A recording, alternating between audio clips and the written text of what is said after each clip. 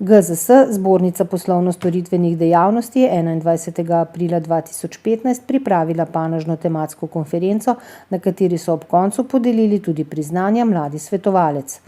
O problematiki izobraževalnega sistema so na prvi okrogli mizi z naslovom Naš izobraževalni sistem, kdo pije in kdo plača, razpravljali predstavniki podjetij in stroke, doktorica Metka Tekavčič, dekanja Ekonomske fakultete v Ljubljani, profesor dr. Stane Pejovnik, redni profesor na Fakulteti za kemijo in kemijsko tehnologijo, dr. Denis Mancevič, direktor za korporativno komuniciranje skupine SI, Mauricija Batič, generalna direktorica Zavoda Republike Slovenije za zaposlovanje, Sanja Leban-Trojer, sekretarka sindikata Mladi Plus, Viljenka Godina, direktorica Ekonomskega inštituta Maribor in Anton Bricman, direktor podjetja C-Forum T. Na drugi okrogli mizi z naslovom Vloga management konzultinga pri prestrukturiranju podjetij so se doktorica Amadeja Dobovišek, Borut Potočnik in dr. Peter Stanovnik v pogovoru soočili z izzivi, kot so vloga svetovalcev pri prestrukturiranju podjetij, pa tudi o tranzicijskih poteh in stranpoteh pri reševanju poslovnih problemov podjetij ter vplivu poslovne učinkovitosti slovenskih podjetij na konkurenčnost gospodarstva. Tema je bila kar široka, smo pa vendarle po precej burni debati prišli do 3 zaključkov. Prva je ta, da se moramo podjetja, ki smo v glavnem na svetovalnem področju majhna, govorim o podjetjih, ki smo vključena v Združenje za management consulting oziroma v Zbornico poslovno-storitvenih dejavnosti, da se moramo podjetja na nek način začeti povezovati, bolj partnersko sodelovati, ker smo za večje projekte tudi pri prestrukturiranju podjetij večkrat premajhni. V resnici sicer nismo premajhni, ampak tako nas pravzaprav percipirajo predsedniki uprav oziroma uprave, ki so tisti, ki so ključni za to, da pravzaprav posel dobimo. Še bolj pomemben zaključek je ta, da moramo veliko več narediti za to, da bomo v javnosti, širši, strokovni in pri naših potencialnih naročnikih absolutno bolj prepoznavni. Ugotavljamo namreč, da je bil ta poklic v bistvu bolj etabliran pred dobrimi 10, morda 15 leti in vsa ta tranzicija je pravzaprav naš poklic v veliki meri razvrednotila. In naša naloga seveda je, da pri tem maksimalno veliko postorimo, kar pa seveda ne bo lahko, ker je pač to eno najmanjših združenj na Gospodarski zbornici oziroma še zmeraj govorim po starem, najmanjša zbornica znotraj zbornice mame in nas pravzaprav ni veliko, ki bi bili pripravljeni, voljni in ki bi imeli čas, ker si pravzaprav vsak na nek način pridobiva svoje projekte in to pač ni tako lahko delo v tej situaciji. In zaključek, ki se delno navezuje na debato, na panel, ki smo imeli pred tem panelom o prestrukturiranju podjetij, pa je nelojalna konkurenca. Ugotavljamo, da pravzaprav profesorski kadri ves čas na nek način delujejo kot nelojalna konkurenca, s prepoznavnostjo nimajo težav in so zaradi tega tudi lažje na nek način pri poslih, pridobijo lažje posle. In vemo pa, da pravzaprav njihovo izobraževanje, njihove pisarne, njihovi računalniki, vse, kar pravzaprav človek potrebuje za delo, imajo oni plačeno od svojega delodajalca, to je od države. Tako da tudi tukaj bomo nadaljevali pogovor in poskušali priti do rešitev, ki bodo primerne za obe strani. Predstavniki delovne skupine za javno naročanje GZS in ZPSD so podali informacijo o poteku priprav novega zakona o javnem naročanju. Predstavitvi je sledila še kratka diskusija udeležencev. Naša zakonodaja o javnem naročanju se je že ne vem kolikokrat popravila, tako da postaja vedno bolj nepregledna.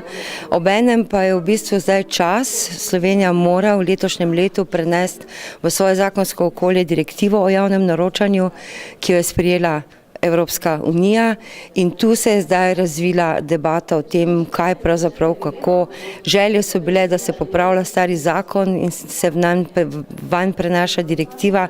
Po mnenju komisije, ki je bila oblikovana in še deluje pri Gospodarski zbornici Slovenije, naše mnenje je, da se zakon spiše na novo. Ključni problemi, ki bi jih radi rešili s tem zakonom, je prav gotovo eden od najhujših, če ne najhujši, najnižja možna cena kot edino merilo za naročanje, zlasti pri tako imenovanih intelektualnih storitvah. Ta najnižja cena so ugotovili v Evropski komisiji, so ugotovili, da v bistvu dosega popolnoma nasprotne učinke od namena, da v bistvu ne prinaša najcenejše storitve, ampak prinaša najbolj nekvalitetno storitev, ker se kvalitetni izvajalci zaradi tega umikajo, ker ne morejo pod določeno ceno ne morejo delati in se v bistvu potem neštetokrat tudi v naši javnosti ugotavlja, da v bistvu storitev ni bila dobra, da ni rezultatov in potem se vse skupaj ponovi ali pa, kar je še slabše, se ugotovi kar počez, da pač intelektualne storitve nasplošno niso dobre in se potem v bistvu zaradi tega presedana, v bistvu teh problemov z najnižjo ceno se krči naročniški trg intelektualnih storitev. Ob koncu dogodka je bilo prvič podeljeno tudi priznanje GZS, Zbornice poslovno-storitvenih dejavnosti Mladi svetovalec. Prijela sta ga Katarina Veselko iz podjetja OK Consulting in Matevž Premelč iz podjetja MK Projekt, družbe za svetovanje in vodenje projektov. Odločili smo se na naši zbornici poslovno-storitvenih dejavnosti, da malo promoviramo to našo stroko med mladimi ljudmi, da damo en prispevek za zaposlovanju mladih, ker poznamo cel kup prekernih oblik zaposlovanja ali zastonjkarsko delo in da ne nazadnje čestitamo in izrazimo priznanje tudi tistim delodajalcem, ki v teh časih še sploh zaposlujejo. Veseli smo, da smo dali priznanje res dvema pravima, uspešnima, motivatorskima mladima, ustvarjalnima svetovalcema. Ideja za moj projekt je pravzaprav prišla iz združevanja dveh različnih interesov, ki jih imam. Eno je svetovanje v poslovnem svetu, kjer se sploh v razvojnih timih, v tehničnih timih srečujemo s tem, da imajo ljudje težave s kreativnostjo, z odpiranjem, s timskim delom in sodelovanjem, ker so zelo dobri strokovnjaki, niso pa mogoče toliko fokusirani na odnose. Drugi del, ki me je pritegnil, odkudar sem dobila idejo za to, je pa improvizacijsko gledališče. Tako da sem zasnovala projekt, kjer skozi set večjih srečanj razvijamo veščine kreativnosti, sodelovanja, komunikacije, timskega dela skozi pristope in principe improgledališča na igriv in zabaven način. Naše podjetje MK Projekt se ukvarja z svetovanjem na področju pridobivanja nepovratnih sredstev, tako nacionalnih kot evropskih. In naše delo je pravzaprav vse od vodenja, od trenutka, ko ima stranka projektno idejo, do prijave projekta, do uspešne realizacije projekta. Tako da nekako mi pravimo, da je projekt živa stvar in ga treba pravzaprav nekako negovati in biti pazljiv, da se uresniči tako, kot je bil zamišljen od začetka do konca, da so doseženi vsi učinki, vsi kazalniki in počrpana vsa sredstva.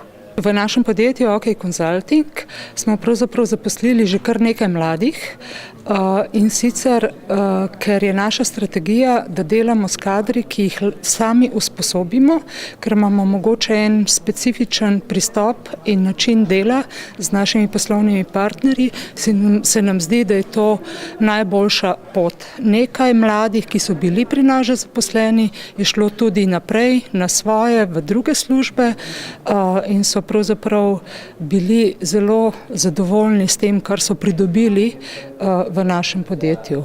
Katarina, ki je prejemnica priznanja, je pa morda še posebna zgodba, zato ker tako v bistvu kakovostnega mladega kadra se mi zdi, da je bolj malo na trgu in ko je prišla k nam na prakso, je naš direktor v njej res prepoznal talent, ki se nam danes tudi obrestuje, ker je odlična sodelavka in pravzaprav bogati svojim znanjem, svojo mladostjo, svojimi pristopi celoten kolektiv. V MK projektu je naš cilj je vedno zaposlovanje mladih.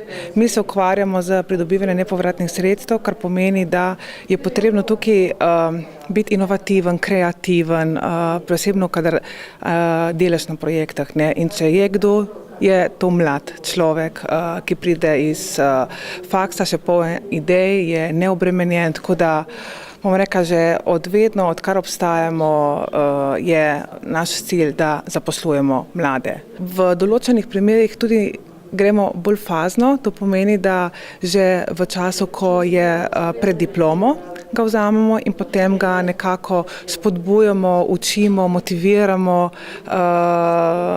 da ko po diplomi potem ga zaposlimo, da že postane dober kader.